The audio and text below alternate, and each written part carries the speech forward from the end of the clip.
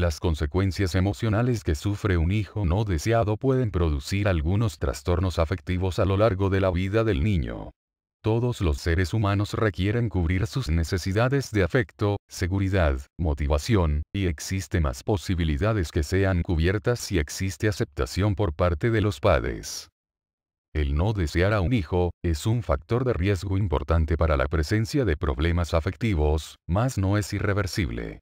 Sus efectos no se pueden generalizar, ya que depende de cada menor, de su personalidad, fortalezas, redes de apoyo familiar, social, actitud de los padres en las diferentes etapas de su vida, así como del nivel de rechazo que se proyecte sobre ella o él. Los primeros lazos afectivos son tan importantes como el propio cuidado físico. El afecto, es una necesidad que se centra en el contacto corporal a través de las caricias, abrazos, jugueteos, siendo el periodo más importante el que se da de manera inicial en la vida, el cual se le llama apego. Algunos niños no viven un rechazo directo sino que viven una relación deficiente, y ambivalente. Esto conduce a una relación difícil, y a una identificación defectuosa, debido a que sus necesidades emocionales no fueron cubiertas. Esto da como resultado un evidente abandono. En otros casos, los niños reciben un cuidado excesivo, cayendo en la sobreprotección. Este exceso de cuidados es de carácter compensatorio, generado por culpas o por el rechazo del hijo desde el vientre. Esto se caracteriza por la recepción de atenciones innecesarias y asfixiantes. En los casos de sobreprotección, con mucha frecuencia, hay ausencia de disciplina, no existen estructuras determinadas, límites que le permitan al niño identificar las posibles consecuencias para que pueda asumir la responsabilidad de la toma de decisiones. En nuestro programa de radio usted podrá escuchar a varios especialistas hablando del tema, los dejamos con ellos y esperamos que lo disfruten.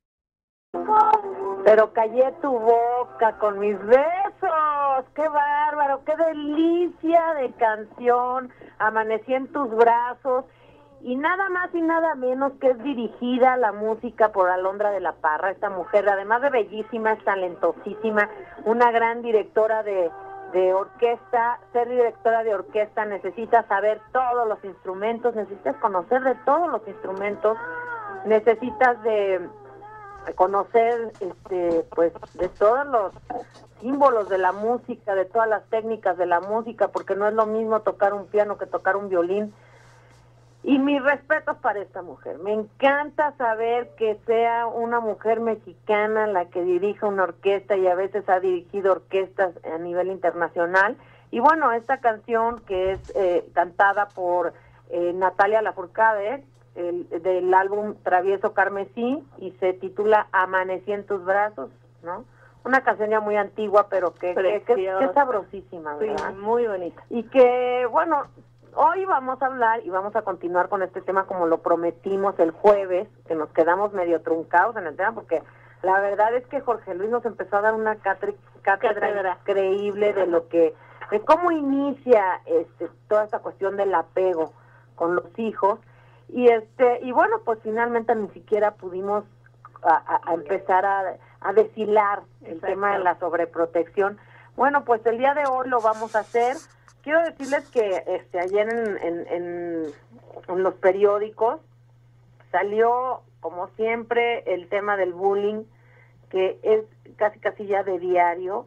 Y en un sentido me alegra porque estamos informados, pero en otro sentido me preocupa, Alma, porque pues habla de cifras muy grandes, 3 de cada 10 niños, y esos son los que denuncian. O sea, estamos hablando de los que denuncian. 3 de cada 10 niños son buleados, o sea, son violentados, son abusados escolarmente por sus propios compañeros, y bueno, se me hace una cifra bastante alta. 1 de cada 7 niños que son víctimas de bullying comete suicidio. Es otro número impresionante. Y esto es obviamente a nivel mundial. La CEPAL ha hecho todos estos estudios, pero desafortunadamente el bullying continúa, sigue en aumento. No, somos un país donde estamos en los primeros lugares también, tristemente. A mí, de verdad que, por más que quiero dar una buena noticia, Iván, siempre estamos en los primeros lugares y todos, ¿de qué? ¿qué creen? De bullying. De bullying, ¿Qué onda, caray? Entonces, bueno, yo creo que aquí tiene que ver mucho con el tema que vamos a hablar de hoy. ¿Por qué? Porque yo he leído, he escuchado que las víctimas de bullying tienen también mucho que ver con esta cuestión de la sobreprotección. ¿Qué pasa con un niño que es protegido? Y con el seno familiar, mira, déjame ver la notita que traes aquí. Dice que finalmente todo este rollo de bullying y de no saberte relacionar con tus compañeros y no saber responder de manera adecuada, viene desde el seno materno, ¿no? Que eso, o sea, desde el seno familiar y principalmente la madre, porque estamos en México y en México la madre es la que lleva todavía toda este rol de educar, ¿no? O lleva la carga más fuerte. Entonces, sí tenemos que ser como más conscientes de que sí estamos en los primeros lugares de bullying, pero tiene mucho que ver con qué le estoy enseñando a mi hijo, qué le estoy enseñando yo a mi hijo con respecto a los demás. Y como lo hemos venido diciendo en varios programas, y ahorita Jorge nos acompañará o ya anda por ahí, lo que hemos venido diciendo es que la familia es un ejemplo de vida. Haz de cuenta, tú le puedes decir a tu hijo, pórtate bien, no le pegues a tus compañeros, etcétera, pero te ve golpeándote con tu marido, ¿no? O con la vecina, o hablando mal, o agrediendo a la cuñada, o etcétera. Entonces, tú puedes decir muchísimas cosas, pero finalmente tu ejemplo es lo que tu hijo va a aprender. ¿Por qué? Porque tú eres un modelo y entonces de ahí es donde tenemos que partir. O sea, no podemos decir, sí tenemos un problema social de bullying, estamos haciendo conciencia de que es importante y que trae consecuencias importantes a la sociedad, como lo que estabas diciendo ahorita, que realmente pueden agredir de manera muy grave o se pueden suicidar, pueden llegar a una situación grave, y es un problema social, pero este problema social, como muchos problemas sociales, vienen desde la familia, ¿no? Sí, entonces, digo, algún día yo espero que podamos con ACC, los martes de ACC especialistas con la licenciada Alma Hernández, que ya casi ni la presento, oigan, porque la conocen perfecto, porque saben que todos los martes está aquí con nosotros, igual que el maestro Jorge Luis González, que ha sido fundador de ACC Especialistas, y que bueno, siempre con temas importantes para la familia, para la pareja, para los hijos.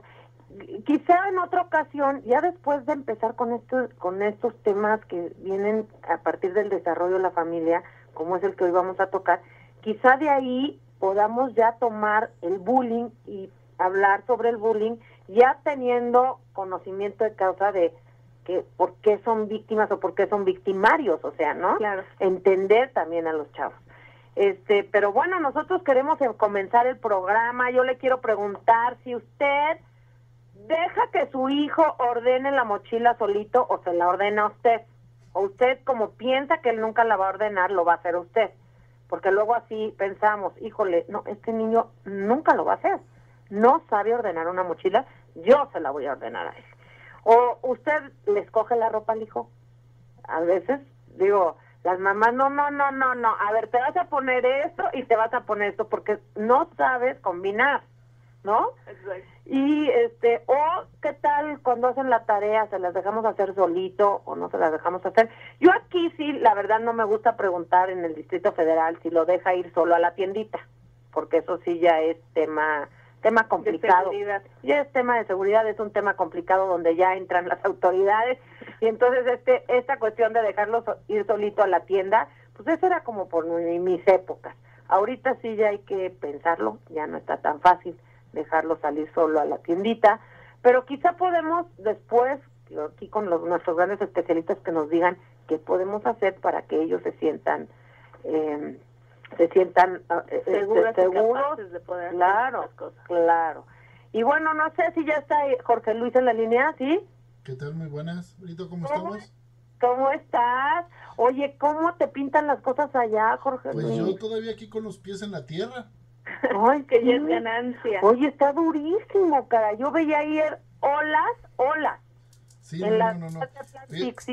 Fíjate que aquí en Boston nos pegó, no fue tan fuerte como pensábamos que iba a ser, le pegó muy fuerte a Nueva York. Nueva York ahorita está situado en estado de emergencia porque todo está inundado. Tengo primos ahí que dejé de comunicarme con ellos desde ayer en la noche. No he podido comunicarme nuevamente con ellos. Muchas comunicaciones están no funcionando. Entonces vamos a ver qué sucede. Aquí en Boston, afortunadamente, sí estuvo el aire muy fuerte. Es mi segundo huracán aquí en esta tierra. Muy interesante. La verdad es que la gente reacciona muy bien. Está muy acostumbrada a este tipo de emergencias. Pero es impresionante que sales y parece ser que estás en una ciudad donde pasó una batalla. Porque hay árboles caídos, todo está muy sucio. Casi no ves porque pues, evidentemente el viento con lluvia te lastima mucho la vista. Entonces es toda una experiencia, Oye, ¿qué pasó allá en Boston? Ustedes saben que en Boston hay como un periférico increíble, pero está abajo de la ciudad. Ay, no sabía que supieras eso. Sí, efectivamente. Sí, no, pues es que ahí yo he estado, amigo, y es impresionante este periférico, pero abajo de la ciudad no se nota.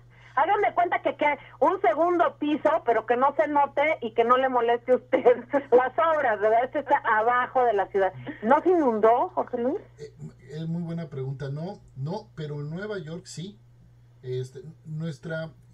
Afortunadamente la ciudad de Boston está bien planeada precisamente porque es una de las ciudades que siempre les pega los huracanes. Entonces es una ciudad preparada. Lo que tú dices es muy interesante. Yo no sabía que lo supieras porque de hecho no mucha gente lo sabe, ¿eh? En Boston hace 10 años, 10, 15 años, todos los puentes pasaban como Los Ángeles, estaban segundo y tercero, como está en México, todo lo veías. Pero el diseño de la ciudad, lo más bonito de la ciudad es la entrada de Boston, lo que es un arco de triunfo muy bonito que da precisamente a la bahía, donde entran todos los transatlánticos turísticos.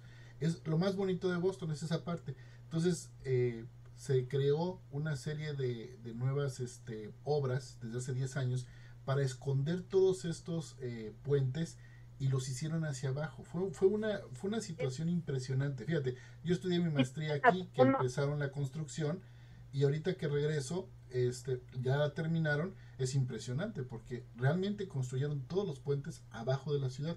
Entonces, es increíble. Hay un túnel. Regresamos con lo del túnel, nos tenemos que ir a mensajes, sí. Pero también nos tienes que decir el nombre porque tiene un nombre. ¿Cómo se llama, no? ¿Tiene un nombre este periférico o no? Es el 93, es la vía rápida 93. Ok, bueno, regresamos. Regresamos, y Jorge Luis, ya me acordé, no es el nombre, obviamente sí, el nombre de la arteria principal es la 93, pero todo este proyecto se llama The Big Dig, ¿no? Bueno, sí, la obra se conoce como el Big Dig, sí. El Big Dig, ¿y sabes qué? No es la ruta 90 y el puente se llama Ted Williams Tunnel.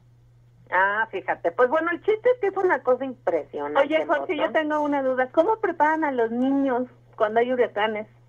Digo, yo me acuerdo que mi sobrina se fue a Cancún y le tocó un huracán y se traumó como 6 meses de que le daba mucho miedo. ¿Ya qué les dicen? ¿O hay capacitación para los niños o les avisan o qué? ¿Cómo? Aquí hay capacitación igual como hay en México para los terremotos. Es más, aquí por ley, si mal no recuerdo, son cada 3 semanas, cada 4 semanas, tiene que haber simulacros de evacuación por terremoto, bueno, aquí casi no hay terremotos, pero por terremoto, por huracanes y por ¿cómo se llama el otro fenómeno climatológico que se da en la Tierra? Que es el huracán, ciclones, para ciclones. Ciclones. Entonces la preparación es muy bonita, es muy padre porque incluso hay hasta simulacros con humo y todo. Es muy interesante, es un simulacro igual como en México. ¿Espantan? ¿Mandé? Los niños ya no se espantan, ya no les da miedo, es de todos los días. Mira, sí, a mí me saca de onda, porque es muy son chiflones de aire y aparte de todo, no es como el terremoto. En el terremoto tú estás en un edificio, y si hay un terremoto, tú vas a ver cómo se mueven algunas cosas, ¿no? No se mueven todas. Aquí el viento te mueve todo, te mueve los carros. Sí, no. Llegan a hacer colisión los carros y están en una bajadita, uy, se los lleva el viento. Oye, Jorge Luis, lo que sucedió ayer en Nueva York, bueno, estaba escuchando en las noticias en CNN ayer, que esto no sucedía desde 1800 algo, no sé, 1870, algo así, imagínate. El gran problema que tiene Nueva York es que no es una ciudad preparada para esto porque nunca pasa nada. Nunca pasa nada, porque hay tierra de por medio que la tapa generalmente, ¿no? O sea, no, lo que pasa es que está metida como en bahías y islas, ¿no? Exacto, si tú ves el mapa de Nueva York tiene muchas islas enfrente, esa es una gran ventaja.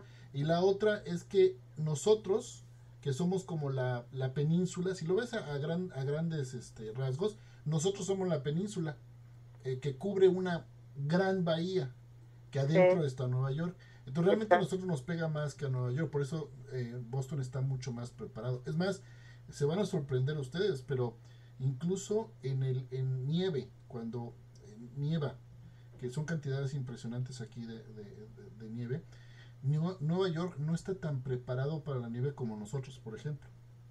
Y eso que ustedes ven las películas de Año Nuevo, etcétera, siempre hay nieve y no es una ciudad preparada para ello. Mi pobre Angelito 2, ¿no? Exacto, sí. Ustedes ven estas películas, pensarían, no, estamos más preparados los bostonianos. Los bostonianos, sí.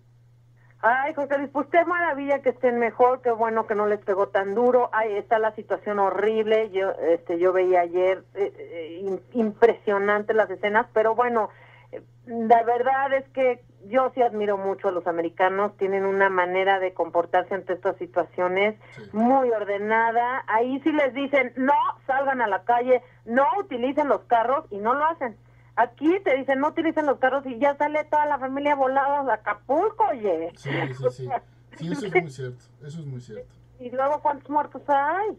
Sí. Pero bueno, mira, nos habíamos quedado el jueves, que nos quedamos súper... Apenas entramos al... No, nos quedamos picadísimos porque apenas empezábamos a entrar, nos estabas explicando lo del apego, cómo se daba lo del apego, y lo último que nos dijiste, Jorge Luis, fue que cuando nació un bebé, se lo tenían que llevar los primeros 10 a 15 minutos para entrar en esta onda del apego. Me gustaría que con eso comenzaras un poquito para despegar en lo que nos quedamos. Claro que sí. De hecho, voy a retomar lo que estaban comentando un poquito de esto de los niños del bullying, porque sí tiene mucho que ver, y esto de los aspectos de personalidad. Pero me voy a echar un poquito más para atrás para que podamos crear un ambiente de recuerdo para nuestros radioescuchas. Primero habíamos comentado que la pareja tiene que estar acoplada y tiene que ser compatible. ¿Por qué tiene que pasar esto? Porque realmente el hecho de entrar a crear una familia, o sea, el tener el primer bebé o el siguiente bebé, no importa cuál, va a pegarle mucho a este núcleo que es el núcleo de enseñanza. Y una vez que esto se empieza a dar, empiezan a acoplarse, se van a acoplar a la nueva familia. Y dependiendo del momento en el cual lo tengan, es decir, el momento que están viviendo el papá y la mamá, es la cosa que va a improntar o va a afectar el apego. Eso es importante. Por ejemplo, si los dos no estaban conscientes de tener hijos ahorita y de repente lo tienen, pues bueno, va a darle como una partida diferente a la familia, ¿no? O a aquella familia que estaba en búsqueda frenéticamente, no habían podido tener, entonces al momento de tener la noticia, incluso pueden haber muchos problemas por el exceso del deseo o la búsqueda frenética. Entonces el momento que vive la familia cuando viene ese nuevo miembro de su entorno a vivir con ellos va a afectar una situación importante, y esto va a afectar directamente el apego. ¿Qué es el apego? El apego son las conductas que se dan en el momento de las primeras horas de crianza que tiene la mamá con el bebé. El apego se da con las mujeres. Hay apego en los hombres, pero realmente el fenómeno se da con las mujeres. ¿Qué es esto de que te entregan al niño, el olor? El niño no ve, no tiene sentido de vista en ese momento. Entonces, sus olores son muy importantes, su forma de cómo agarrarlo es muy importante. Aquí hay estudios muy interesantes donde pueden predecir cómo va a ser el niño en términos de la aceptación que tiene con la relación de la mamá. Y es muy importante porque esto va a dar una seguridad, va a crear seguridad en el niño. Mientras más apego tengamos, hay una correlación a la seguridad que nosotros tenemos con ellos, ¿no? Pero esto nada más es en los primeros meses de vida del bebé. Evidentemente este apego pero a ver, Jorge, les vamos a hacer una pausa aquí, porque luego salen con que, lo vas a abrazar mucho, se va a acostumbrar al abrazo, déjalo, suéltalo, porque si no le da bracitis, ¿no? Dicen la famosa sí. Sí, dinos qué opinas de esto, porque seguramente muchas mamás que ahorita tienen a sus bebés recién nacidos, sí, o sea, que eso de déjalo que llore, no lo abraces tanto, luego se acostumbra, no lo hagas taco porque también se acostumbra.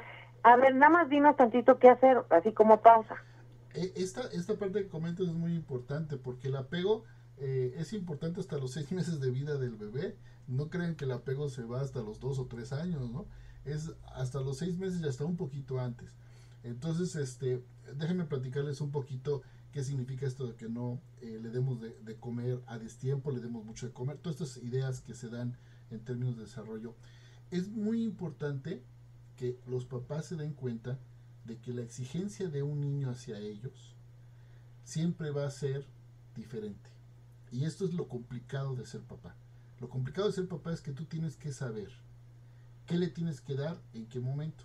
Por ejemplo, está muy bien que yo lo abrace, lo apapache excelentemente bien, que tenga un apego, que me acerque al bebé, por ejemplo, en los primeros meses de nacido. Pero cuando ya el niño empezamos a ver que su llanto está empezando a controlar la conducta del adulto, aquí es donde ya tengo que empezar a crear otras habilidades nuevas. Yo tengo que entender muy bien que todo esto es un problema de comunicación. Siempre le comento a los papás, cuando tú tengas un hijo a cualquier edad, siempre vas a tener un problema de comunicación. Si tu hijo está llorando a cada rato, a los 3, vamos a llamarle esto a las 3 o 4 semanas, ¿se puede comunicar de otra forma? Pues no. Entonces el llanto está bien. Entonces atiende el llanto. Pero cuando el niño ya pasa los 6 meses, a los 6 meses ya tiene otras conductas. No solamente llora, ya se ríe, ya hace sus primeros pininos para moverse, ya empieza a tener otro tipo de comportamientos. Entonces, si ahí me dicen, oye Jorge, es que siempre que pide alimento lo hace con llorar, ya es un problema. Esto ya es un problema. Entonces lo que tenemos que hacer es empezarnos a comunicar de otra forma para que no con el llanto te esté pidiendo la comida. Exacto. Entonces lo importante es que siempre tienen que ver los papás cómo se está comunicando, cómo es la comunicación con su hijo. Eso es muy importante. Esa comunicación a esa edad pues ya debe empezar a cambiar. Por ejemplo, al año, cuando el niño ya está empezando a decir sus primeras palabras, ¿no? Cuando está empezando a decir sus primeras palabras y los papás tienen mucho los papás tienen mucho la tendencia de decir, ¿quieres gato? ¿Gato? ¿Qué es eso de gato? Es que así le dice a la gelatina. Pues no manches, hijo, ¿cómo le dices gato al hijo? No, dile gelatina, aunque el niño te esté diciendo gato. El niño está tratando de decir gelatina. Para el niño es gelatina. Sí, pero nosotros repetimos la palabra que ellos dicen. Eternamente de familia. Nos bajamos a su lengua. Ahora sí que... O cuando dicen gugu, no digas gugu. O cuando se queda no sé si les ha pasado que hay uno de sus hermanos se queda con un apodo porque así le decía su hermano. Exacto. No, es un grave error.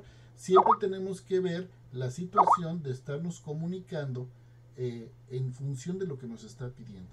Ok, nos tenemos que ir a mensajes, Jorge Luis, porque ya me está mandando todo tipo de mensajes, sí, por aquí, el Google, el Tata, pero ya manda mensajes. Regresamos contigo, Jorge Luis, no nos cambien, 26230055 al 58. Cualquier duda que tengan, ya saben, aquí están nuestros especialistas de ACC.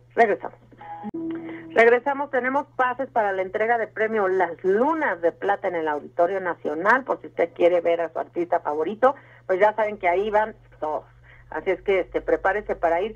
Quiero mandar un saludo muy especial a mis tuiteras, a mis tuiteros que están siempre mandándome mensajes importantes, a Paula López Rojo, a Daisy, que además me ha echado mucho la mano y nos ha ayudado a ver cuestiones del programa. Daisy, te quiero, a Dayis, a Lorenita, a todas las tuiteras que siguen mucho, a Gaby también, yo les agradezco que estén aquí pendientes del programa.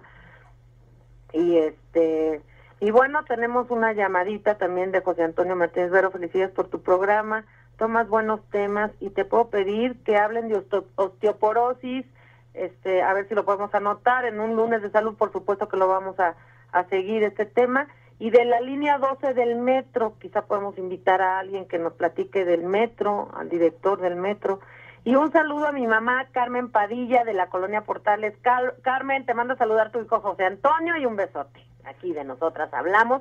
Nosotros continuamos, nos habíamos quedado en esto del apego y nos estabas platicando de que no hay que repetir los sonidos que ellos dicen o las palabras que ellos dicen, hay que hablarles como nosotros hablamos. Así es, tenemos que tener mucho en cuenta que el papá está para enseñar, y enseñar, la característica más importante de enseñar es que nos muestre, que nos vea a nosotros como un símil, como un modelo a seguir. Entonces los niños van a aprender a pronunciar mejor cuando nosotros les estemos hablando y corrigiendo su lenguaje, y eso es muy importante. Y esto ya vamos a entrar ya por ahí más o menos a la edad de los 2 años y medio, que es una edad crítica para los papás. ¿Por qué es una edad crítica? Porque aquí ya viene la independencia del niño. Uh-huh. El niño ya camina, ya se mueve, ya decide, ya toma ciertas decisiones. De hecho, empieza a mostrarse la época de los berrinches, que es la época más difícil para los papás, de los años más o menos de los 2 años a los 3 años. ¿Por qué es la época más difícil? Porque el berrinche es la forma de comunicar que tiene el niño, básica y todavía muy instintiva, que tiene para poder controlar a los adultos. Y entonces aquí hay una pregunta importantísima. A ver. Muy importante. ¿A usted la controlan o usted controla?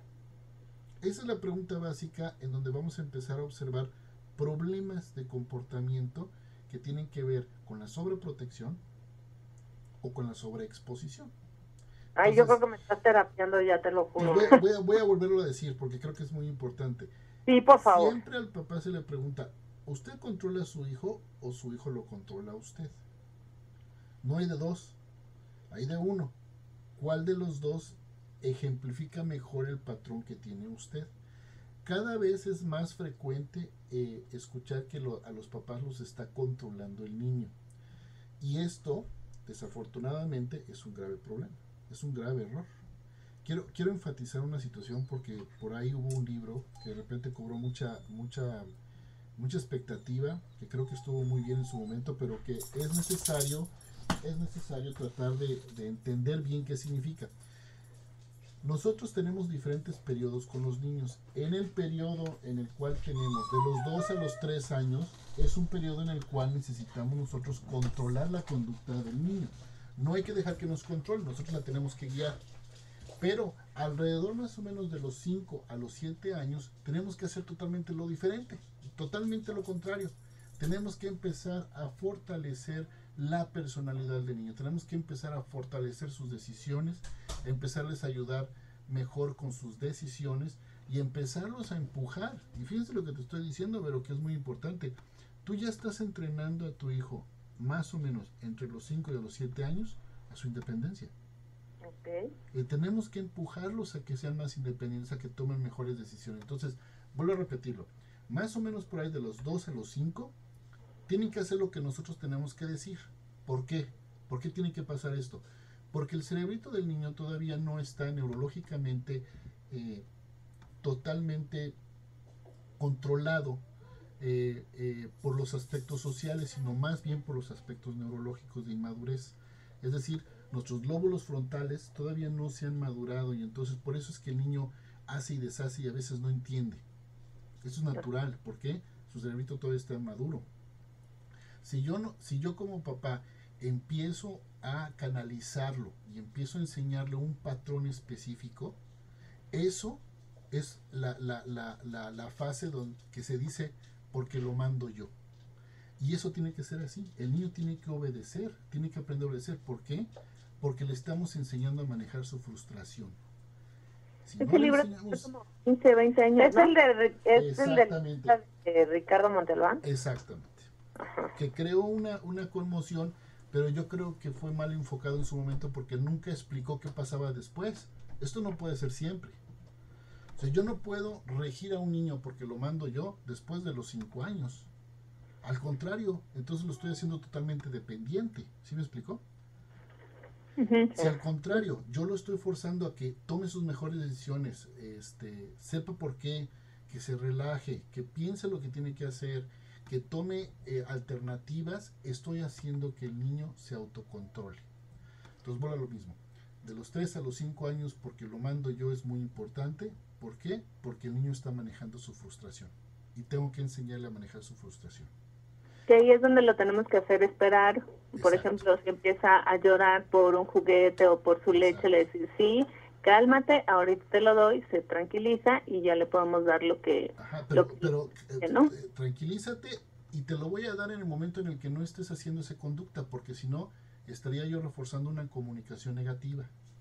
Exacto, no darle ¿No? las cosas cuando está llorando. Exacto. Sino hacerlo esperar, Exacto. que se calme y Exacto. entonces ya poderle dar las cosas.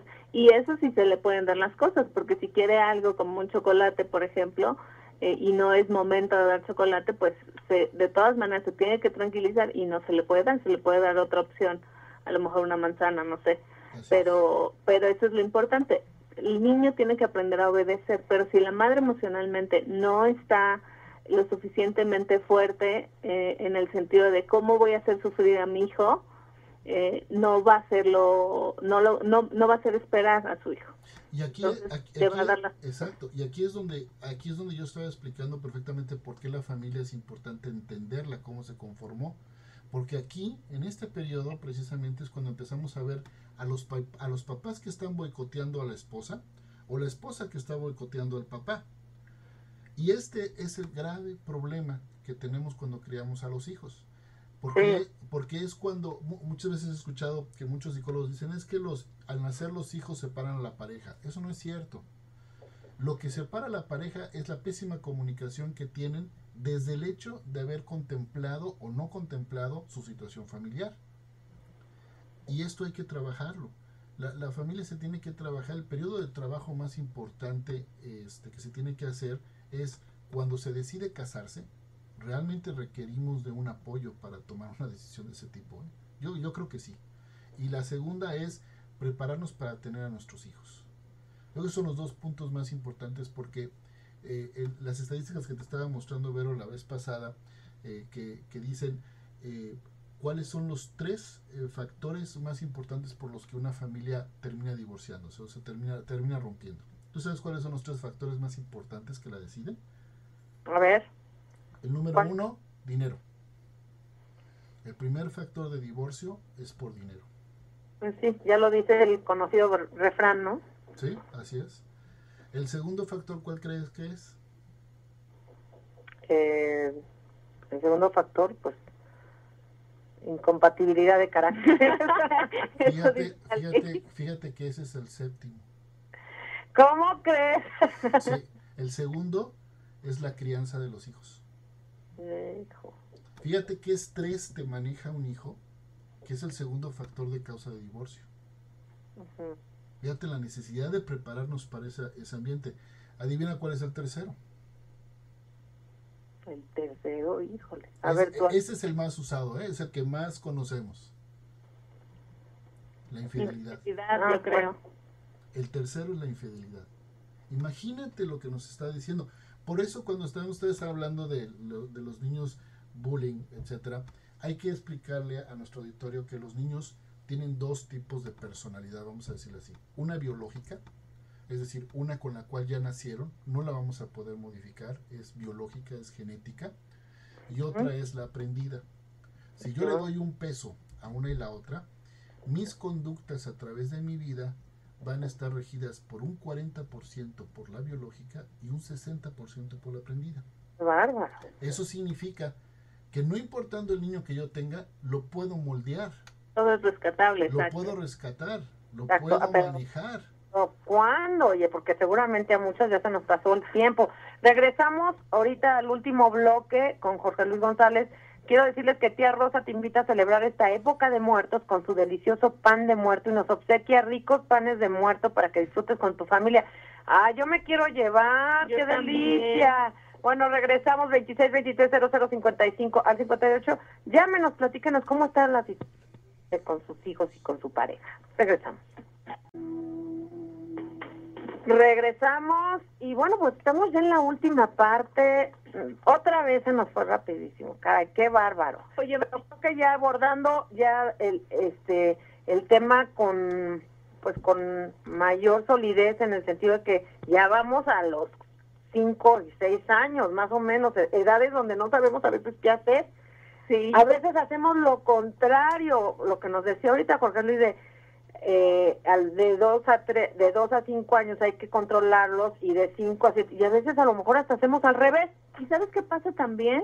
A mí me ha pasado que las mamás cuando no tienen el lenguaje, por ejemplo, cuando tienen problemas de lenguaje, lo protegen más. Es así de, si habla poquito y llora, le dan las cosas más rápido porque dice, es que no puede, ¿no? Cuando es totalmente diferente. Cuando el niño tiene problemas de lenguaje o para expresar lo que quiere a la edad de 2, 3 años, 4, si tú no le fomentas que él desarrolle la habilidad, pues menos. Y Oye, es ahí yo tenía donde un empieza la sobrino, fíjate, yo tenía un sobrino que tenía como 4 años, 4 años, no se tardó muchísimo tiempo en hablar. Y nada más, y de repente decía, se lo encargaron a una prima toda la tarde. Y ahí estábamos con el niño, y el niño estaba, o sea, no decía ni palabra, o sea, decía, así de un sonidito. Entonces, ¿qué quiere decir? Y toda la tarde estuvo, hasta que llegó la nana en la noche, y le preguntamos, oye, Tere, ¿qué pasó? Y se la pasó toda la tarde, que quiere ir al Parque del Calvario. O sea, digo, era claro. Imagínate. No, sí, y eso es lo que pasa, ¿no? Y ahí es Oye, donde... pero yo supongo que decía incluso la calle en la cual estaba el parque, ¿no? Sobre Venustiano Carranza. Exacto, sí. Sí, no, imagínate, o sea, ni siquiera palabra, en un sonidito, y quería decir, quiero ir, quiero ir al Parque del Calvario. O sea, entonces, Jorge Luis, pues, ¿qué nos pasa, no? Oye, nos están entrando muchas llamadas, qué padrísimo. Es que fíjate que lo que nos pasa es lo que por lo que estamos hechos. Cuando nosotros vemos una situación de un niño que no se está desarrollando bien, lo primero que hacemos es protegerlo.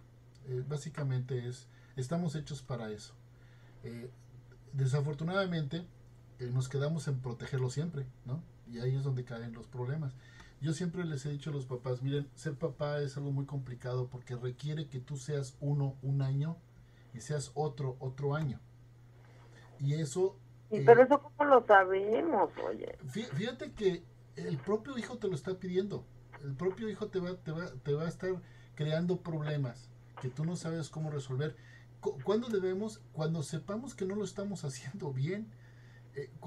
Mira, tengo ahorita... Pero a ver, ¿cómo lo percibimos? O sea, el hijo nos los dice con alguna actitud, con alguna conducta. Cuando yo como papá diga, no sé cómo hacerlo, es cuando yo necesito un apoyo. Cuando el papá haya realizado todo lo que conoce o lo que ha aprendido de su familia o de cuando él era chamaco, lo aplica y no le funciona, es cuando necesita apoyo.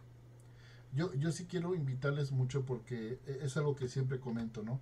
Vamos nosotros a revisión del dentista, vamos a revisión de nuestras vacunas, vamos a revisión del oculista, vamos a revisión pediátrica. ¿Por qué no vamos a revisión psicológica? Porque, ¿cómo? ¿Estamos locos? ¿Cómo crees? Exacto. ¿Van a decir que estoy loca? Exactamente, ese es un gran problema, ¿no? Y hay papás que me dicen, pero es que Antes no había ni psicólogos. Déjenme Y decirles. Exacto. Y veme, te dicen. ¿no? Antes sí había psicólogos. Discúlpenme, pero sí había psicólogos. La psicología como ciencia tiene 500 años de desarrollarse. Es muy joven, eso es muy cierto. ¿Sí? Pero el psicólogo como tal, que es un observador del desarrollo, que es una persona que está entrenada para educar, existían en nuestros maestros, existían en nuestras madres, existían en nuestros padres, pero hemos perdido mucho ya la situación de la observación. Mucho. Ya no observamos a nuestra familia. Hay veces que yo les pregunto a papá, oye, ¿cuál es el mejor amigo de tu hijo? Ah, chirrión, pues ya no sé. ¿A poco tiene amigos? ¿No? Hemos perdido la observación y hemos perdido la capacidad que tenemos entre unos y otros de ayudarnos. Es por eso que la profesión, en términos de cómo podemos apoyar, también se ha modificado. Y ahora hay gente especialista porque es gente estudiada dentro de estas, ahora sí que diríamos, artes de cómo crecer al hijo, ¿no? Lo mejor posible. No hay fórmula.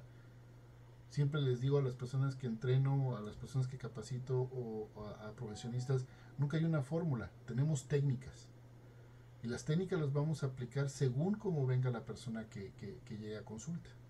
A mí me gustaría, porque obviamente se nos acabó el tiempo, que las personas que nos están escuchando supieran a dónde pueden acercarse con ustedes, a dónde les pueden preguntar, orientarte, porque seguramente muchos de nosotros, y es mi caso, nos pasa lo mismo. Tengo 3 hijos de distintas edades y a lo mejor los quiero educar a los 3 de la misma manera, cuando no, a la de 14 ya es distinto con el de 5, como tú me dices, que apenas está despegando y ya hay que darle también tantita del, pues, dejarlo que haga sus cosas.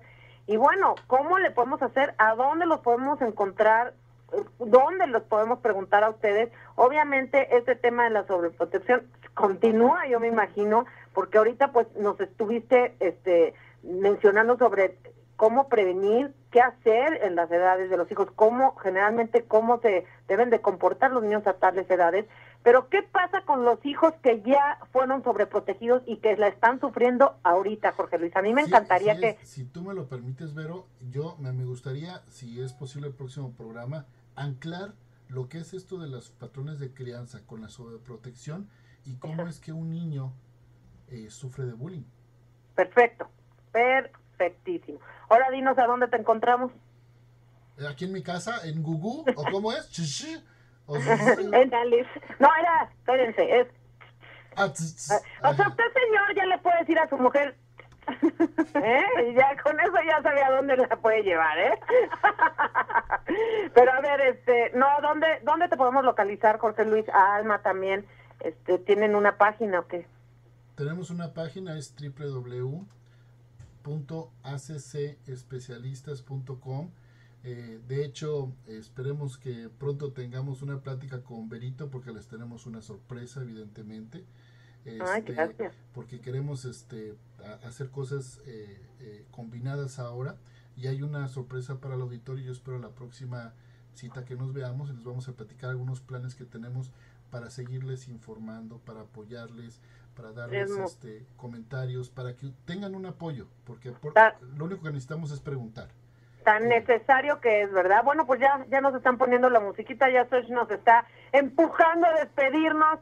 Jorge Luis, muchísimas gracias. Alma, muchísimas gracias, como todos los martes de ACC Especialistas. Mi reina hermosa, mi hija que estuvo aquí a mi lado compartiendo este espacio. A todos ustedes, Radio Escuchas, gracias a nuestros tuiteros, muchísimas gracias a todos que nos escuchan y haber compartido este espacio con nosotros. Soy Verónica Martínez Sentíes y nos escuchamos y nos vemos aquí el día de mañana en Nosotras Hablamos.